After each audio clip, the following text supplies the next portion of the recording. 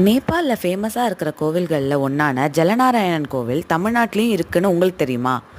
இது கோவிலும் தெய்வமும் சீரீஸ் 1. ஃபார் மோர் வீடியோஸ் என்னை மறக்காமல் ஃபாலோ பண்ணிக்கோங்க. திருவள்ளூர் டிஸ்ட்ரிக்டில் காக்கலூரில் இருக்கிற சிவா விஷ்ணு கோவிலில் தான் நேபாளில் இருக்கிற மாதிரி ஜலநாராயணன் பார்க்கடலில் படுத்திருக்க மாதிரி காட்சியளிக்கிறார். இந்தியாவிலேயே இங்கே தான் வடகிழக்கில் தன்னுடைய வலக்கையில் அக்ஷய பாத்திரத்தோடு நமக்கு காட்சியளிக்கிறார். இங்கே முதல் முறையாக சுவாமியை பிரதிஷ்டை பண்ணப்போ கருடன் வளன் வந்ததாக சொல்கிறாங்க. அதே மாதிரி ஒவ்வொரு ஏகாதசிக்கும் பூஜை முடிஞ்ச பிறகு கருடன் இன்னமும் வளம் வந்துட்டுருக்காங்களாம்.